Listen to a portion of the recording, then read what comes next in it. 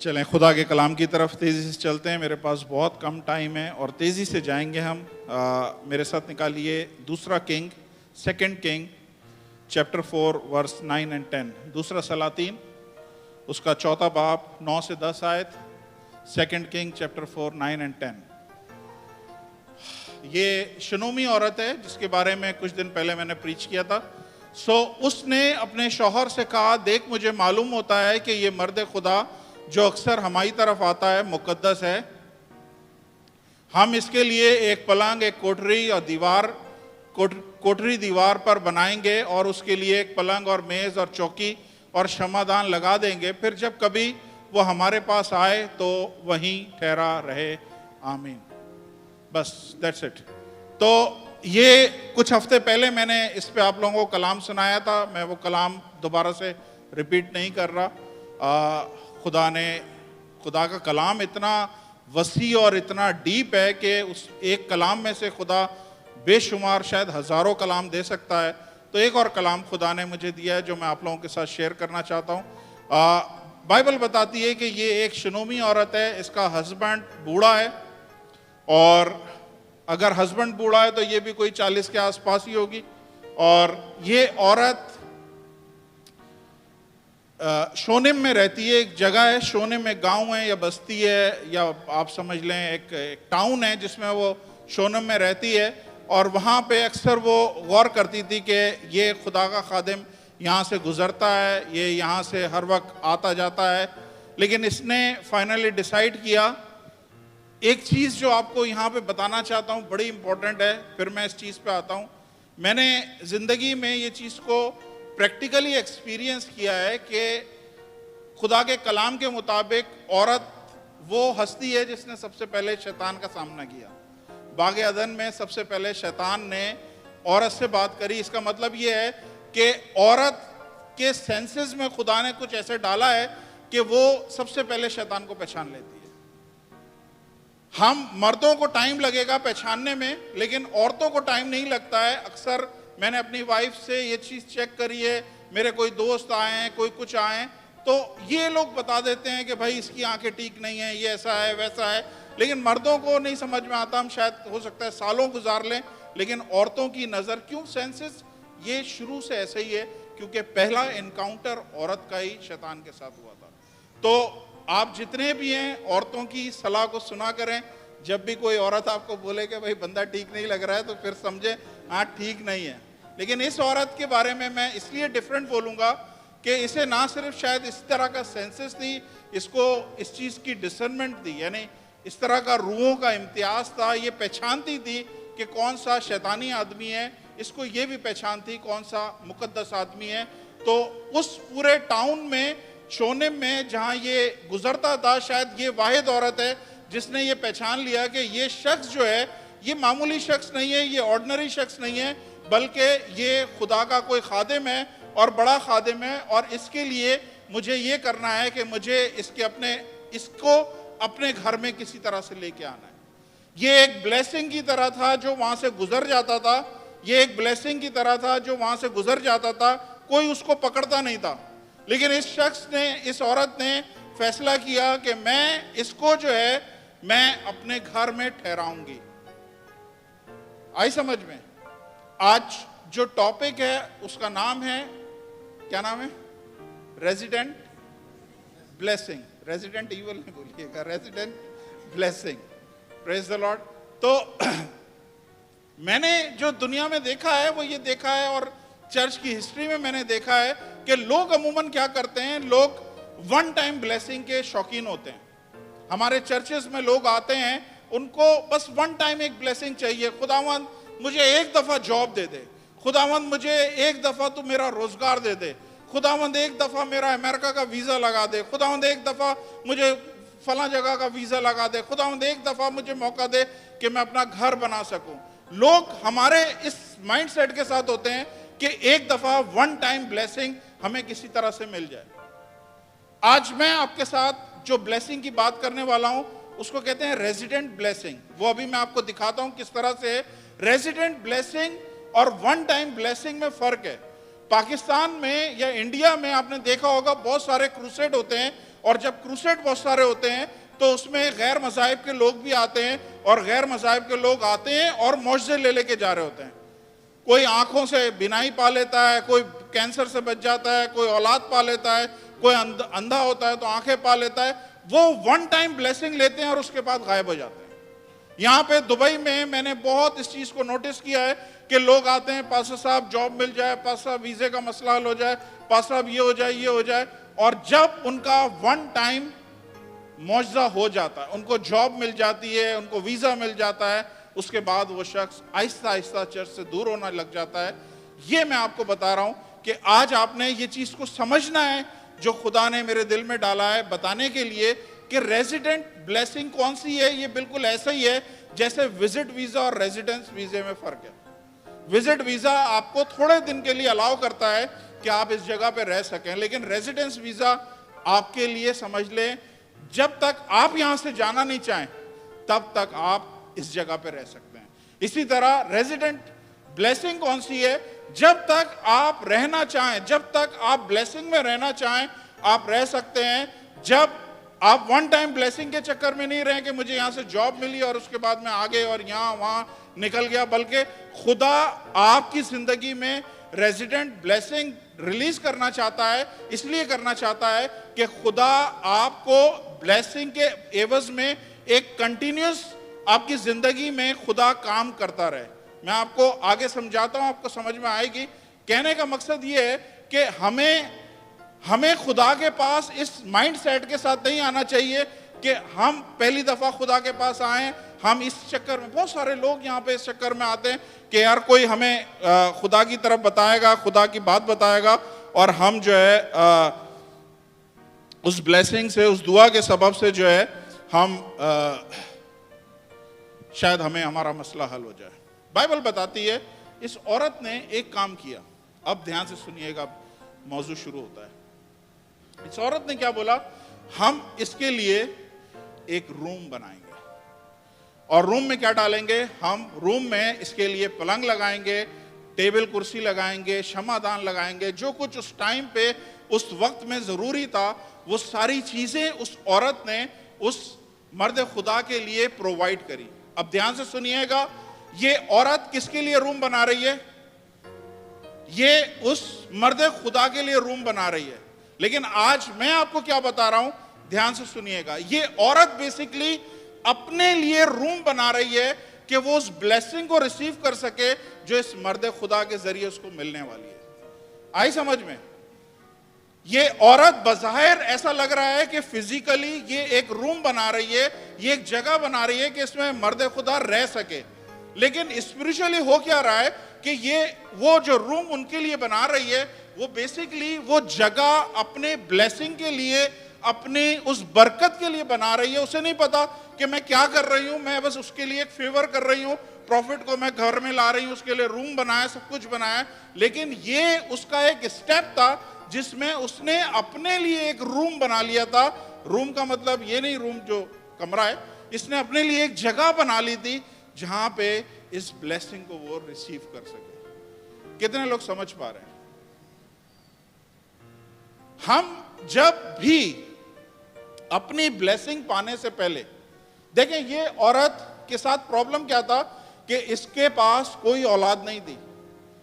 ये रोजाना आते जाते देख रही है, प्रॉफिट यहां से आ रहा है जा रहा है, इसने अपने घर में बुला लिया, सब कुछ कर लिया। इससे पहले देखेंगे तो इसने खाना भी खिलाया एक दो दफा उसको, लेकिन अब इसने प्लान किया है कि नहीं, मैं अब इसके लिए रूम बनाऊंगी, अब इसके लिए जगह बनाऊंगी जहां पे ये बैठ सके। अब ये सब कुछ जब ये कर रही है, ये अभी तक बे औलादी है, इसका मसला हल नहीं हुआ है, ये खाली रूम बनाया है। इसने अपनी ब्लेसिंग पाने से पहले उसको ब्लेस करना शुरू किया है। अब ज्यादा सही समझ में आएगा। अपनी ब्लेसिंग रिसीव करने से पहले उस आदमी को, उस मर्द खुदा को ब्लेस करना शुरू किया है। और ब्लेस किस तरह से करना शुरू किया है, उसने उसके लिए एक जगह बनाई है। और जब हम अपनी जिंदगी में ये काम करते हैं कि हम अपनी ब्लेसिंग के चक्कर में ना रहें, हम दूसरों के लिए सोचना शुरू करें, बेसिकली आप क्या करते हैं, आप अपनी ब्लेसिंग के लिए एक जगह तैयार कर रहे होते हैं, आप अपनी ब्लेसिंग के लिए एक रूम तैयार कर रहे होते हैं। समझ आ रही है? आपके पास औलाद नहीं है, लेकिन आप दूसरे के लिए अगर दुआ कर रहे हैं औलाद के लिए, तो आप क्या कर रहे हैं? आप उसके लिए दुआ कर रहे हैं, लेकिन इनडायरेक्टली आप अपने लिए उस ब्लेसिंग को रिसीव करने का रूम बना रहे हैं। आपके पास जॉब नहीं है, लेकिन आपके पास कोई ऐसी जॉब आ गई जो आप नहीं कर सकते, दूसरा कर सकता है, और आपने उस बंदे को वाली जॉब रेफर कर दी है और उसकी जॉब लग गई है। हो क्या रहा है कि आपको अपनी ब्लेसिंग नहीं मिली है, लेकिन दूसरे को आपने ब्लेस किया है उस कंडीशन में जब आपके पास कुछ भी नहीं है। तो आपने क्या किया है? एक जगह बना दी है अपने लिए कि आने वाले दिनों में आपके पास ये वाली ब्लेसिंग जिसकी मैं बात कर रहा हूं, ये होती है रेजिडेंट ब्लेसिंग। रेजिडेंट ब्लेसिंग का मतलब है ऐसी ब्लेसिंग जो आपके घर में ठहर जाए। इसने इसको ठहराने का इंतजाम किया, इसने इसको रखने का इंतजाम किया कि ये अब जब भी यहां से जाएगा ये मेरे पास ठहरेगा। इसका मतलब ये है कि खुदा आपको, जितने भी लोग आज यहां पे आए, आपको वन टाइम ब्लेसिंग से खुदा दूर रखना चाहता है। खुदा फर्स्ट मी से आपको दूर रखना चाहता है कि आप ये ना बोलें कि पहले मेरा रिश्ता होना चाहिए, पहले मेरे साथ ये होना चाहिए, पहले मेरे साथ ये होना चाहिए। जब आप ये पहले में से निकल जाते हैं ना कि पहला जो कुछ आप ही के साथ हो, उस दिन आप मैच्योरिटी के पहले स्टेज पे होते हैं कि आपने अपने आप को एक तरफ कर दिया और दूसरे के लिए आपने एक रूम बनाया, और जो रूम बनाया वो फिजिकल उसके लिए बनाया, लेकिन स्पिरिचुअल अपने मौजज़े के लिए आपने एक जगह बना ली है कि आप अपने उस मौजज़े को पा सकते हैं। कितने लोग समझ पा रहे हैं? मुश्किल तो नहीं है? Praise the Lord. तो इस औरत ने क्या किया? इस औरत ने उस आदमी के लिए, अलीशा के लिए, उसने रूम बनाया, और जब वो रूम बनाया तो इनडायरेक्टली उसने क्या किया? उसके लिए एक अपने लिए एक रूम तैयार करा, अपने लिए एक जगह तैयार करी जहां पे इस रेजिडेंट ब्लेसिंग को वो रिसीव कर सके। हालेलुया। देखें, आप अगर ब्लेसिंग लेने के काबिल नहीं है ना, तो खुदा क्यों ब्लेस करेगा? आपको घर में बहू लानी है, और अगर उसके लिए रूम नहीं तैयार करा आपने, तो क्यों, क्या फायदा बहू लाने का? समझ आ रही है नहीं आ रही? आप पहले जगह तो बनाए उसके लिए, कहां रखोगे, कहां पे उसको? खुदा ने जब दुनिया बनाई तो 6 दिन में उसने सब कुछ बना दिया, और आखिरी दिन किसको बनाया? छठे दिन उसने इंसान को बनाया। कभी आपने सोचा छठे दिन क्यों बनाया? पहले दिन क्यों नहीं बनाया? पहले दिन बना देता तो 6 दिन तक वो खाता क्या? तो खुदा ने क्या किया? पहले उसके लिए सारी चीजें तैयार करी, सारा रूम उसके लिए, सारी जगह उसके लिए तैयार करी, और फिर उसके बाद उसको बनाया ताकि उसकी जिंदगी में उसे भूखा मरना ना पड़े, उसे प्यासा ना रहना पड़े, बल्कि वो उसके लिए सारी चीजों का इंतजाम किया। इसलिए मैं आप सबके लिए ये बात बोल रहा हूं कि आप लोगों ने अगर उस ब्लेसिंग को लेना है, जिसको मैं बता रहा हूं रेजिडेंट ब्लेसिंग है, जिसको अभी आगे डिफाइन करूंगा, रेजिडेंट ब्लेसिंग को अगर आपने लेना है तो अपने पास आपने एक रूम तैयार करना है, अपने पास उस ब्लेसिंग को लेने के लिए जगह तैयार करनी है। और जगह तैयार करने में पहला स्टेज कौन सा है? पहली चीज कौन सी है बताइए? अभी हम कौन सी बोलिए? पहले मैं नहीं, पहले आप। पहले दूसरे के लिए सोचें, पहले दूसरे के लिए सोचें कि मैं इसको किस तरह से फैसिलिटेट कर सकता हूं, इसको मैं किस तरह से सर्व कर सकता हूं, इसकी मैं किस तरह से मदद कर सकता हूं। जब आपके जहन में, मसीहों के जहन में इस तरह का माइंडसेट आना आ जाएगा ना, मैं बता रहा हूं, इस पूरे हॉल में एक शख्स बेरोजगार नहीं रहेगा। हम लोगों को सिर्फ अपनी पड़ी हुई है कि मेरा ये हो जाए, मेरा वो हो जाए, मेरा ऐसा हो जाए, मेरा वैसा हो जाए। कभी भी नहीं होगा। आप लोग जब तक मैच्योर नहीं होंगे मसीहत में, मसीहत इस चीज का काम नहीं है कि आप पहले मैं नहीं। आपको वन टाइम ब्लेसिंग चाहिए तो पहले मैं पे आ जाए। मैं आपके लिए दुआ करूंगा, हो सकता है हफ्ते 2 हफ्ते में आपको जॉब मिल जाए, और जब जॉब मिलेगी तो हो सकता है 1-2 साल के बाद वो जॉब खत्म भी हो जाए। क्योंकि वन टाइम ब्लेसिंग का प्रॉब्लम यही है कि वो होती है, रिलीज होती है। अब देखें, मैंने आपको बताया क्रूसेड होते हैं, क्रूसेड में बरकतें रिलीज हो रही होती हैं, एक एक एक एक बारिश की तरह रिलीज हो रही होती हैं। अब वो बारिश का एक बूंद किसी पे पड़ गई जो ईमान नहीं रखता है, लेकिन उस बूंद के सबब से उसकी आंखों की रोशनी आ गई, उसको सेहत मिल गई, उसको रोजगार मिल गया, उसकी जिंदगी में मौजज़ा हो गया। जैसे ही उसकी जिंदगी में मौजूदा हुआ, वो सिर्फ एक बूंद लेके ना वो फिर दोबारा आपको चर्च में क्रूसेड में नजर नहीं आएगा, क्योंकि उसका मसला हल हो गया। प्लीज पीछे वाले मेरी तरफ देखें, समझ आ रही है मैं क्या बोल रहा हूं? वो एक जर्नल ब्लेसिंग थी जो रिलीज हो रही थी सबके लिए, एक शावर था, एक बरसात थी जो सब पे बरस रही थी, सब पे। खुदा अपना सूरज नेक और बद दोनों पे बरसाता है, तो वो उन पे भी पड़ गया, और उनको जब पड़ गया उन्होंने बोला बस इसी के लिए तो आए थे, और वो निकल गए। और कुछ दिनों के बाद फिर उनकी जिंदगी में वही प्रॉब्लम आई। यही हमारे साथ मसीहों के साथ होता है कि हम चर्च आते हैं, एक खास मकसद के लिए आते हैं, वो जैसे ही मकसद हो उसके बाद पास्टर साहब की कॉल भी अटेंड नहीं होती है, उसके बाद आप लिफ्ट भी नहीं कराते, आप गायब हो जाते हैं क्योंकि आपका मसला हल हो गया। लेकिन मैं बता रहा हूं, वन टाइम ब्लेसिंग आपके पास रहेगी नहीं। वन टाइम ब्लेसिंग कुछ अरसे की है, उसके बाद निकल जाएगी। जैसे मुशर्रफ बेटा लेके निकला ना, उसकी जिंदगी में सब कुछ अच्छा था, जब लेके निकला है सब बढ़िया था, जब अय्याशी कर रहा था सब बढ़िया था, लेकिन कुछ अरसे के बाद सब खत्म हो गया। तो हमेशा कोई भी चीज परमानेंट नहीं रहेगी अगर आप उसे परमानेंट ब्लेसिंग में नहीं लेंगे। अगर रेजिडेंट ब्लेसिंग जो आपके साथ हमेशा टिक के रहे, अगर उसमें आप नहीं रहेंगे तो वो ब्लेसिंग आपके पास कभी भी नहीं रहेगी। हालेलुया, समझ आ रही है? आप में से बहुत सारे लोग हैं जिन्होंने कभी रूम तैयार नहीं किया, जिन्होंने कभी इस ब्लेसिंग को लेने के लिए, इस बरकत को लेने के लिए जगह ही नहीं तैयार करी है। बारिश कैसे आती है? बारिश कैसे आती है? बादलों से आती है ना। बादल, भरे हुए बादल होते हैं और वो शावर करते हैं, वो बरसते हैं। तो बादल भरते कैसे? बादल भरते ऐसे हैं कि जमीन से ही ये जितने भी आबी बुखारात होते हैं ये ऊपर उड़ते हैं और ये बादल बनाते हैं। जहां जहां से भी आप देखेंगे, आपने कपड़े बाहर सुखाए, गीले कपड़े डाले थे, उसका पानी कहां चला गया? पानी ऊपर चला गया, पानी हवा में मिलके ऊपर चला गया, और थोड़ा थोड़ा थोड़ा थोड़ा थोड़ा थोड़ा करके 6 महीने के बाद पूरे बादल भर गए और वही बादल आप पे बरस गए। समझ रहे हैं? अब खुदा ने क्या बोला है? खुदा ने बोला है जो चीज तुम जमीन पे बांधोगे वो आसमान पे बंधेगी, जो जमीन पे खोलोगे वो आसमान पे खुलेगी, जो चीज तुम जमीन पे करोगे वो तुम्हारे लिए आसमान पे हो जाएगी। आपको खुदा की ब्लेसिंग चाहिए, खुदा की बरकतें चाहिए। बिल्कुल आप बोलते हैं बिल्कुल शावर की तरह मेरे ऊपर बरसे, बिल्कुल फुहारे की तरह मेरे ऊपर सारी बरकतें तो बादल आपने बनाया है कि वो आपके ऊपर बरसे? क्या आपने इतनी हमदो सना भेजी है कि वो बादल बन जाए? क्या आपने इतनी ग्लोरी खुदा को दी है कि वो बादल बन जाए और एक टाइम वही दोबारा आप पे बरसे? समझ आ रही है? अगर 6 महीने में एक दफा आप दुआ करोगे तो उससे बादल नहीं बनेंगे। साल में एक दफा, 3 दफा अगर आप चर्च आ जाओगे उससे बादल नहीं बनेंगे।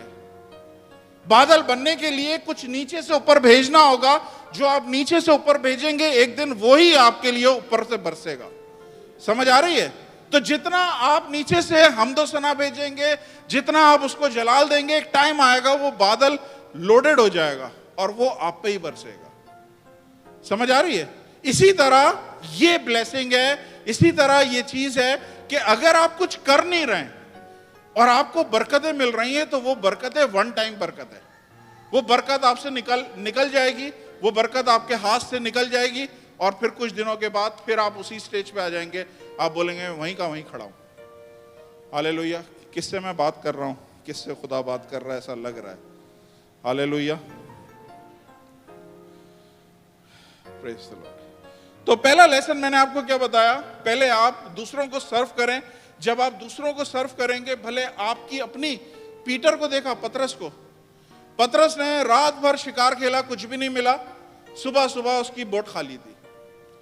अब उसके पास कुछ भी नहीं है, कुछ भी नहीं है, परेशान में बैठा हुआ है अपने दोस्तों के साथ कि आज मैंने घर में क्या शक्ल दिखानी है, किस तरह से मैं घर के सारे अखराजात को पूरा करूंगा, आज कोई मछली नहीं मिली है। और उस टाइम पे जब उसकी बोट खाली है, जब उसकी कश्ती खाली है, खुदावंद यीशु मसीह ने बोला मुझे एक कश्ती चाहिए ताकि मैं प्रीचिंग कर सकूं। उसने बोला ठीक है, ये बोट अवेलेबल है आपके लिए, मेरे को ब्लेसिंग अभी नहीं मिली है लेकिन मैंने रूम तैयार कर लिया है कि आप अपना काम करो। आपको ये सर्व कर रही है, आप सर्व करें, और मुझे पता है कि ये मैंने अपने लिए एक जगह तैयार कर ली है, थोड़ी देर में ये मेरे पर बरसेगी। और थोड़ी देर के बाद खुदावंद यीशु मसीह ने उस कश्ती को इस तरह से भरा जो वहां की हिस्ट्री पे आज तक कोई नहीं भर सका। हालेलुया। तो आपने पहला लेसन क्या है? पहला लेसन ये है कि आपने रूम तैयार करना है, आपने जगह तैयार करनी है उस बरकत को रिसीव करने के लिए, ताकि वो परमानेंट बरकत आपके पास ठहरी रहे। ऐसे चोरों की तरह लेके बाहर भागने की जरूरत नहीं है, बल्कि आप रुक के उस ब्लेसिंग को आप रिसीव करें। हालेलुया। आप में से कितने लोग हैं जो दूसरों के लिए इस तरह रहेंगे? बताइए। Praise the Lord. बड़े खुशी से अपने हाथ उठा सकते हैं। ऐसे तो मुझे देखना चाहता हूं कितने अच्छे लोग हैं हमारे चर्च में। Praise the Lord, very good, praise the Lord. अब आपके लिए एक वादा है, पढ़िए मेरे साथ आगे। 2 किंग चैप्टर 4 वर्स 11 to 15।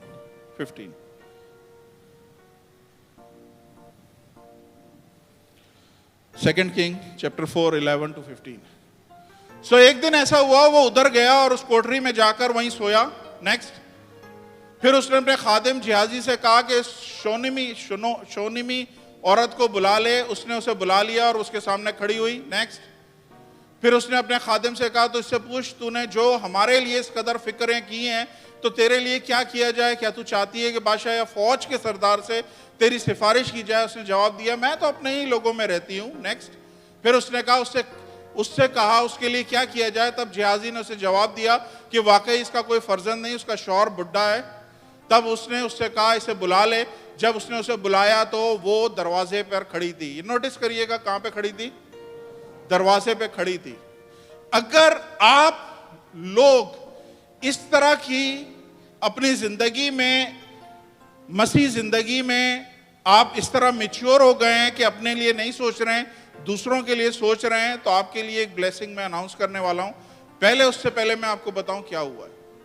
ध्यान से सुने। बाइबल बताती है कि बादशाह ने, प्रॉफिट ने उसे बोला, तू बोल, हम तेरे लिए बादशाह से बात करें, हम तेरे लिए रेकमेंडेशन करें फौज के आर्मी चीफ से, किससे रेकमेंड करें? मतलब प्रॉफिट ने उसको एक ऑफर दी कि मैं अपना इन्फ्लुएंस किसे कहते हैं भाई उर्दू में? मैं अपनी सिफारिश मैं तेरे को दे सकता हूं कि तुझे ये ब्लेसिंग मिल सकती है। सुने, ये इंपॉर्टेंट पॉइंट है, इस पे रुकिएगा आप लोग सब।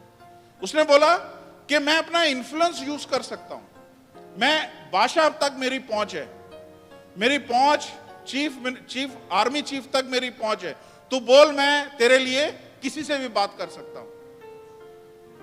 यहां पे हमारे मसीह लोग ट्रैप हो जाते हैं, यहां पे हमारे लोग फंस जाते हैं और यहीं पे हम गिर जाते हैं। क्या होता है कि आप लोग यहां पे जॉब के लिए आए, बहुत सारे लोग, आपको कोई ऑफर करे, मैं शेख मोहम्मद से मेरी जान पहचान है, बोलो मैं सिफारिश करूं।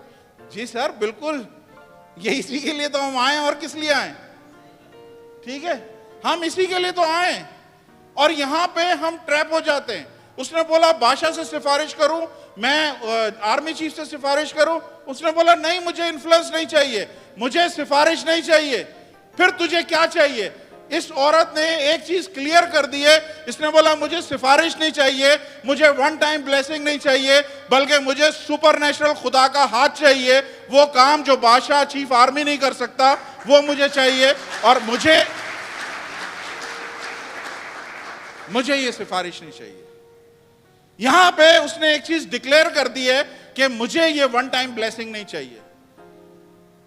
किसी ने रेकमेंड किया, जी फला डॉक्टर के पास चले जाओ, फला इसके पास चले जाओ। उसने बोला नहीं, मुझे इन्फ्लुएंस नहीं चाहिए, मुझे रेकमेंडेशन नहीं चाहिए। मैं खुद ठीक ठाक जगह पे रह रही हूं, मैं अपने लोगों में रह रही हूं, मुझे किसी चीज की जरूरत नहीं है, हर चीज मेरे पास है, मुझे कोई रेकमेंडेशन की जरूरत नहीं है। मुझे अगर जरूरत है तो सुपरनेचुरल खुदा का हाथ चाहिए, मुझे खुदा का ऐसा आईनी हाथ चाहिए जो मेरी जिंदगी में वो काम करे जो कोई बादशाह नहीं कर सकता और जो कोई चीफ आर्मी नहीं कर सकता। हालेलुया, आई समझ में?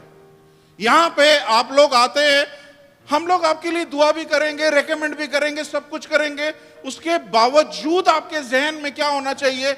आपके जहन में यह होना चाहिए कि मैं यहां पे इस चीज के लिए नहीं आया हूं, मैं इसलिए अपने मुल्क से बाहर निकाला गया हूं, इसलिए अपने रिश्तेदारों नातेदारों से बाहर निकाला गया हूं, इसलिए अपने बाप के घर से बाहर निकाला गया हूं, अपने वतन से बाहर निकाला गया हूं, ताकि खुदा के साथ मेरा एक इनकाउंटर हो सके, खुदा के उस सुपरनेचुरल काम को मैं देख सकूं। और जो खुदा सुपरनेचुरल काम करेगा वो 100% आपकी जिंदगी में होगा, हाल और परमानेंट होगा। मैंने आखिर में बताया औरत कहां पे खड़ी हुई है। ये कमरा किसने बनाया था? इसी ने बनाया था। ये रूम इसने बनाया था, ठीक है। अभी फिजिकल रूम की बात कर रहा हूं। फिजिकल रूम जो इसने बनाया था, जो कि एक्चुअली इसकी रूहानी बरकत का जगह थी, जो इसने बनाई थी। आई समझ में? सुन रहे हैं आप लोग? समझ रहे हैं? ये उस बरकत के दरवाजे पे आ गई है। आई समझ में? बिल्कुल बरकत के दरवाजे पे खड़ी हुई है। और वहां पे उसके पास 2 ऑफर आई हैं कि मैं तुम्हें रेकमेंडेशन देता हूं कि तुम्हें ये कर लो, तुम्हारे लिए बादशाह की सिफारिश कर दूं, तुम्हारे लिए चीफ आर्मी की सिफारिश कर दूं, या फिर तुम्हें क्या चाहिए? उसने बोला मैं उस जो जगह मैंने खुद तैयार की है, अब मैं उसके दरवाजे तक पहुंच चुकी हूं। अब दरवाजे पे पहुंच के मैं रेकमेंडेशन लेके नहीं जाने चाहती, मैं दरवाजे पे पहुंच के मैं अंदर घुसूंगी। समझ आई? कितनों को समझ में आई है? नहीं आई? नहीं आई? देखिए, जब आपकी जिंदगी में आप जो रूम तैयार कर रहे हैं, जो जगह खुदा के लिए तैयार कर रहे हैं कि खुदा उस जगह पे आपको ऐसा मौजज़ा दे जो आपकी जिंदगी में परमानेंट रहे, उस मौजज़े के पहले आपकी जिंदगी में एक टेम्पटेशन आएगी, आपकी जिंदगी में एक चॉइस आएगी कि राइट मुड़ जाओ या लेफ्ट मुड़ जाओ। उस टाइम पे आपने स्टिक होना है कि मैं इतनी दूर से चलता हुआ अब मैं अपने दरवाजे पे आ गया हूं, उस रूम के उस जगह के दरवाजे पे आके खड़ी हो गई हूं, तो मैं अंदर क्यों नहीं जाऊंगी? मैं क्यों यहां से रेकमेंडेशन लेके चली जाऊं? क्यों मैं यहां से खाली इन्फ्लुएंस लेके चली जाऊं और मेरे को कुछ भी नहीं मिले? नहीं, मैं इधर तक पहुंच गया हूं तो मैं अंदर भी दाखिल होऊंगा। और खुदा आज आप में से कुछ लोगों को बोल रहा है, आप लोग अपनी ब्लेसिंग के दरवाजे पे खड़े हो। बोले आमीन, बोले आमीन। आप लोग अपनी ब्लेसिंग के दरवाजे पे खड़े हैं, यहां से लौटना नहीं है। यहां से आपने अंदर जाने की कोशिश करनी है। अंदर जाएंगे तो खुदा का वो हाथ देखेंगे, खुदा का वो काम देखेंगे जो परमानेंट आपकी जिंदगी में रहेगा। उसको कोई नहीं ले सकता। मैंने आपको बोला ये दूसरी जो ब्लेसिंग है, वन टाइम ब्लेसिंग, ये आज है, 2 साल के बाद चली जाएगी। आज आपको हीलिंग मिली है, 3 साल के बाद फिर वही सिम्टम्स जिसम में डेवलप हो जाएंगे। आज आप नौकरी पा लिए, 2 साल के बाद फिर नौकरी चली जाएगी। हो सकता है ये आना जाना इसी तरह चलता रहे, लेकिन रेजिडेंट ब्लेसिंग जो है वो चिपक जाती है, वो रुक जाती है और वो फिर कहीं भी नहीं हिलती है। उसे कोई शैतान ले नहीं सकता है। मैं अभी डिटेल में नहीं जा रहा, आप सब इस वाक्य से वाकिफ हैं कि कुछ दिनों के बाद, 1 साल के बाद, ठीक इसी टाइम पे इस औरत के बेटा पैदा हुआ। वो चीज जो नामुमकिन थी, वो चीज जो हालात सर्कमटेंसेस में नामुमकिन थे, वो बेटा उसको खुदा ने उस ठीक वादे के मुताबिक 1 साल के बाद दिया। और जब वो बेटा 3-4 साल का था, वो बेटे की डेथ हो गई। ये सारा वाकया आप पढ़ लीजिएगा, 2 किंग 4 बाब में इसका जिक्र है, 2 सलातीन 4 बाब में। कुछ 2-3 साल का ही था वो बच्चा कि उसकी डेथ हो गई है। और मैंने क्या बोला, रेजिडेंट ब्लेसिंग जो है ना, जिसके लिए आपने रूम तैयार किया है, जो आपने एफर्ट के साथ ली है, जो आपको ऐसे ही चलते फिरते राह में से नहीं मिल गई कि आप लेके निकल गए, जिसके लिए बाकायदा आपने प्रिपरेशन करी है, जिसके लिए आपने तैयारी करी है, वो ब्लेसिंग आपसे कोई शैतान नहीं ले सकता, कोई इब्लीस, कोई दुश्मन आपसे नहीं ले सकता। आप पे अटैक आएंगे, आप पे हमले होंगे, सब कुछ होगा। इस औरत पे भी हमला हुआ, इसके बेटे पे भी हमला हुआ, फाइनली बेटे की डेथ हो गई। लेकिन खुदा ने क्या बोला, अगर ये रेजिडेंट ब्लेसिंग है, इसने ये रेजिडेंट ब्लेसिंग रूम तैयार करके ली है, तो ये इर्रिवोकेबल है। इर्रिवोकेबल इंग्लिश का लफ्ज है, इसका मतलब है जिसको कैंसिल नहीं कर सकते। और वो बेटा दोबारा से जिंदा हुआ। हालेलुया। तो जो भी चीज आप रूम तैयार करके करेंगे ना, प्लीज कल से कोई अपने घर में कोई रूम वूम न तैयार करिएगा, मैं जो समझा रहा हूँ वो समझें। मैं स्पिरिचुअल रूम तैयार करने की बात कर रहा हूँ कि आप उस ब्लेसिंग को ले सके जो ब्लेसिंग परमानेंट आपके पास रहेगी। हालेलुया। मेरे पास टाइम कम रह गया है, मैं आखिरी पे जा रहा हूं, मेरे साथ निकालें 8वां बाब। Go to chapter 8, let's fast. Same verse 1। अब सुने, ये बड़ा इंपॉर्टेंट है। और अलीशा ने उस औरत से जिसके बेटे को उसने जलाया था कहा था कि उठ अपने कुंभा समेत जा और जहां कहीं तू रह सकेगी वहां रह, क्योंकि खुदावंद ने काल का हुक्म दे दिया है, यानी इस जगह पे काल पड़ेगा और वो मुल्क में 7 बरस तक रहेगा भी। सुने, ये 4थे चैप्टर में ये बात नहीं लिखी है, लेकिन ये 8वें चैप्टर में बात लिखी है जो 4थे चैप्टर की बात है। ठीक है, तो ये बात क्या है? अलीशा ने उस औरत को बोला कि, और अलीशा ने उस औरत जिसके बेटे को उसने जलाया था कहा कि उठ अपने कुंबे समेत जा और जहां कहीं तू रह सके वहां रह, क्योंकि खुदावंद ने काल का हुक्म दिया और मुल्क में 7 बरस तक रहेगा भी। नेक्स्ट, अब सुने, ये बड़ा इंपॉर्टेंट है, प्लीज सबकी तवज्जो चाहता हूं। तब उस औरत ने उठकर मर्द खुदा के कहने के मुताबिक किया और अपने कुंबे समेत जाकर फलस्तियों के मुल्क में 7 बरस तक रही। नेक्स्ट, और 7वें साल के आखिर में ऐसा हुआ, ये औरत फलस्तियों के मुल्क से लौटी, बादशाह के पास अपने घर अपनी जमीन के लिए फरियाद करने लगी। और उस वक्त बादशाह मर्द खुदा के खादिम जिहाजी से बातें कर रहा था और कह रहा था कि जरा वो सब बड़े काम जो अलीशा ने किए मुझे बता। नेक्स्ट, और ऐसा ही हुआ, जब वो बादशाह को बता ही रहा था तो उसने एक मुर्दे को जलाया। तो वही औरत जिसके बेटे को उसने जलाया था आकर बादशाह के हुजूर अपने घर में अपनी जमीन के लिए फरियाद करने लगी। ध्यान से ध्यान में रखिएगा, वही औरत 7 साल के बाद बादशाह के पास आई है और अपने घर अपनी जमीन को दोबारा से मांगने लगी है। तब जिहाजी बोल उठा, ए मेरे मालिक, ए मेरे बादशाह, ये वही औरत है, इसी के बेटे को अलीशा ने जलाया था। नेक्स्ट, जब बादशाह ने उस औरत से पूछा तूने उसे सब कुछ बता, तो उसने उसे सब कुछ बता दिया। तब बादशाह ने ख्वाजा सिरा को उसके लिए मुकर्रर किया, फरमाया सब कुछ जो उसका था। नेक्स्ट, गो बैक, सब कुछ जो उसका था, और जब उसने इस मुल्क को छोड़ा था उस वक्त से अब तक खेत की सारी पैदावार उसको फेर दी। बस फिनिश। सुने, बस 2-4-5 मिनट में लूंगा सिर्फ। सुने, पहली चीज, ये औरत का आपने चेक कर लिया था। जब अलीशा ने बोला मैं इससे रेकमेंड करूं उससे रेकमेंड करूं, उसने बोला मैं अपने लोगों में खुश हूं। इसका मतलब है उसे दुबई जाने के कोई शौक नहीं है, उसे कहीं पे कोई जाने का शौक नहीं है, वो उसी जगह पे रिलैक्स और खुश है, अपने लोगों में अपने मुल्क में खुश है। और उस टाइम पे मर्द खुदा ने उसे बोला इस जगह पे काल पड़ने वाला है, मानी इस जगह पे काल पड़ने वाला है, इस जगह पे काल पड़ने वाला है, यानी इस जगह पे सब कुछ खत्म हो जाएगा, खाने पीने के लाले पड़ जाएंगे, तुम अपने बच्चे को लो और किसी और मुल्क में चली जाओ। और वो फलस्तीनियों के मुल्क में चली गई है। उस टाइम पे काल नहीं पड़ा था, लेकिन उसने क्या किया है, उसने प्रॉफिट की बात को ओबे किया है, उसने मर्द खुदा की बात को बड़ी उससे तस्लीम किया है। नॉर्मली हम देखते हैं जब हमें ब्लेसिंग मिल जाए, औलाद मिल जाए, उसके बाद कौन पास्टर कौन सा चर्च, हम गायब हो जाते हैं। हमें जॉब मिल जाए, उसके बाद चलो एक दफा चले गए, 3 हफ्ते गायब हो गए। हमें सेहत तंदुरुस्ती मिल जाए, हम एक दफा मिले, उसके बाद हम गायब हो गए। हम मकसद उस चीज को इतना फिर अहमियत नहीं देते हैं। लेकिन यहाँ पे ये औरत को औलाद मिल गई, औलाद जिंदा हो गई, सब कुछ हो गया। उसके बाद जब काल पड़ा नहीं है तो उसने बोला कि इस मुल्क में काल पड़ने वाला है तो निकल जाए यहाँ से। और वो ओबीडियंस के साथ, वो फर्मा बरदारी के साथ वो वहां से चली गई है। हालेलुया। दूसरा जो पॉइंट है, पहली चीज, आपने अपने लिए जगह तैयार करनी है। उस मिरेकल को लेने के लिए, उस मौजे को, उस रेजिडेंट ब्लेसिंग को लेने के लिए आपने खुद रूम तैयार करना है। दूसरी चीज, आपने खुदा के खादिम की फर्मा बरदारी करनी है।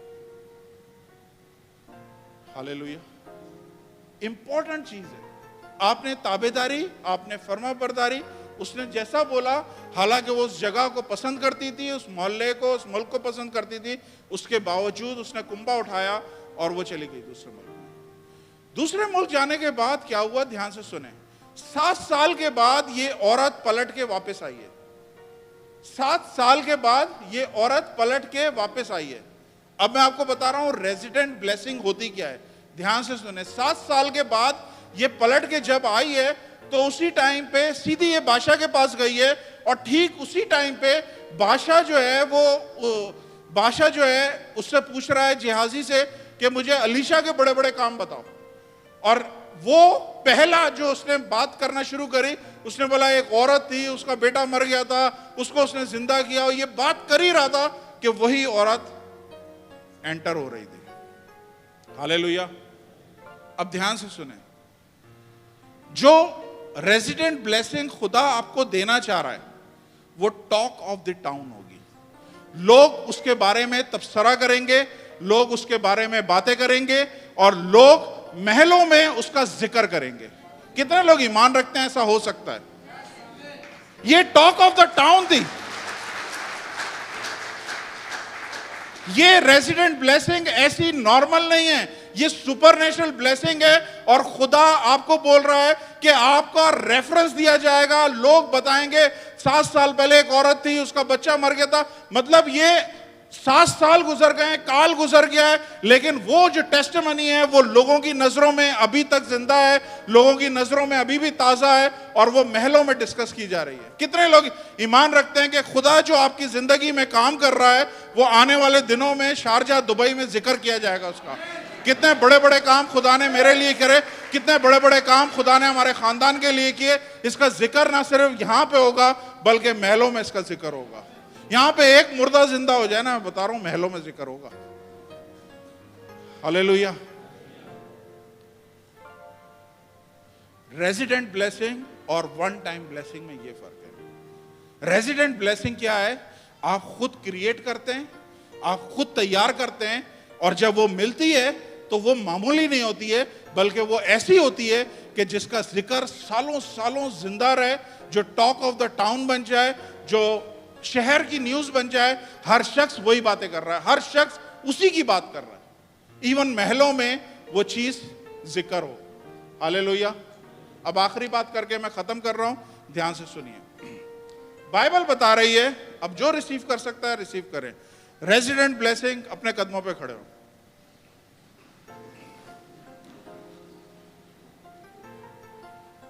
सुने ध्यान से, ये औरत अपनी टेस्टिमनी बता रही है। वो उससे पूछ रहा है कि उस प्रॉफिट ने बड़े बड़े काम क्या किए, और उस औरत की टेस्टिमनी के बारे में वो आदमी बता रहा है, उस औरत की गवाही के बारे में बता रहा है कि ये एक ऐसी औरत थी जिसका बेटा मर गया था, उसको उसने जिंदा किया। वो टेस्टिमनी अभी जिक्र ही कर रहा है, तो वो औरत उस जगह पे एंटर हो गई है। सुने, एक टेस्टिमनी खत्म नहीं हुई है। सुने, अब ध्यान से सुनिएगा, एक टेस्टिमनी खत्म नहीं हुई है। जब टेस्टिमनी जिक्र हो रहा है, डिस्कस हो रहा है, टेस्टिमनी जिक्र हो रहा है, उसी टाइम पे वो औरत एंटर हुई है। और औरत क्या बोल रही है? मुझे मेरा घर और मेरा जमीन चाहिए। 7 साल पहले ये बिना बताए चुप करके निकल गई थी। पुराने जमाने में ये ऑर्डर था, अगर कोई ऐसे अपनी जमीन छोड़ जाए तो वो बादशाह कंट्रोल कर लेता है, वो गवर्नमेंट को चली जाती है। अब ये सीधी बादशाह के पास आई है और क्या बोल रही है? मुझे मेरी जमीन और मेरा मकान चाहिए। बादशाह के पास से निकालना कोई मामूली बात है? कोई चीज? हमारे पाकिस्तान में कब्जा ग्रुप पकड़ ले तो उससे निकालना मुश्किल हो जाता है। अगर गवर्नमेंट किसी चीज को पकड़ ले तो कैसे आप निकाल सकते हैं? समझ आ रही है, नहीं आ रही है? बाइबल बता रही है कि, अब सुनिएगा ध्यान से, एक टेस्टिमनी खत्म नहीं हुई है, दूसरी टेस्टिमनी उसके बाद खड़ी हो गई है। और दूसरी टेस्टिमनी क्या है कि बादशाह उसे बोल रहा है कि मैं तेरे को तेरा घर भी दूंगा, मैं तेरे को तेरी जमीन भी दूंगा, और जो चीज तूने मांगी नहीं है, 7 साल जो तेरी जमीन पे पैदावार हुई है, वो मैं एरियर के साथ तुझे वापस करूंगा। क्या बोल रहे हैं? 7 साल जो तेरे जमीन पे पैदावार हुई है, वो भी जो उसने मांगा नहीं है, वो भी बादशाह ने उसको दिया है। अब मैं आपको क्या बताना चाह रहा हूं, रेजिडेंट ब्लेसिंग क्या होती है कि ये अगर आपकी जिंदगी में आ गई ना, तो ब्लेसिंग के ऊपर ब्लेसिंग, ब्लेसिंग के ऊपर ब्लेसिंग, बरकत के ऊपर बरकत चलती रहती है, और इसे कोई शैतान, कोई इब्लीस इसको ले नहीं सकता। कोई दुश्मन छीन नहीं सकता, क्योंकि आपने इसको क्रिएट किया है, आपने इसको तैयार किया है, आपने इस पे जान मारी है, आपने इस पे अपना खून बहाया, आपने अपना पसीना बहाया कि मुझे ये ब्लेसिंग चाहिए, और जब वो मिली है तो फिर आप भूल जाएं, कोई उसको टच नहीं कर सकता। और रेजिडेंट ब्लेसिंग मल्टीपल ब्लेसिंग है। लोग उसका जिक्र शहरों में करेंगे, गांवों में करेंगे, चौराहों पे करेंगे, महलों में करेंगे। इसी तरह खुदावंद आपको एक के बाद एक ब्लेसिंग देता रहेगा। हालेलुया। अपने हाथों को बुलंद करें, मैं दुआ करता हूं। खुदावंद आसमानी बाप, यीशु मसीह के जलाली कुदरत वाले नाम में मैं इस वक्त खुदावंद आपके कदमों में आता हूं और आपका शुक्र अदा करता हूं सारे बेटे बेटियों के लिए, बहन भाइयों के लिए, बुजुर्गों के लिए, जो भी खुदावंद जिस जगह से आया है, खुदावंद मैं आपका शुक्र अदा करता हूं खुदावंद के आपका ये प्लान था कि ये यहाँ पे आए। खुदावंद ये आज अपनी मर्जी से नहीं आया। खुदावंद ऐसा नहीं है कि इन्होंने ऐसे ही मूड बनाया और आ गए, नहीं खुदावंद ये आपका रूह था जो खुदावंद इनको खींच करके यहाँ पे लेके आया है, ताकि इनको बता सके मसीह लोग वन टाइम ब्लेसिंग के पीछे जाने वाले लोग नहीं हैं। मसीह लोग अपना मौजज़ा खुद क्रिएट करते हैं, खुद ग्राउंड बनाते हैं, और जब वो हासिल करते हैं तो फिर वो ठहरा रहता है, उसका जिक्र हर जगह पे किया जाता है, वो टॉक ऑफ द टाउन बनता है, वो महलों में जिक्र किया जाता है, और फिर वो गवाही वहां पे रुकती नहीं है, बल्कि गवाहियों के बीच में से गवाहियां निकलना शुरू हो जाती हैं, गवाहियों के बीच में से नई नई गवाहियां बनना शुरू हो जाती हैं, क्योंकि ये एक रेजिडेंट, ये एक ऐसी ब्लेसिंग है जो आपके घर को देख लेती है, घर में सकूनत करती है।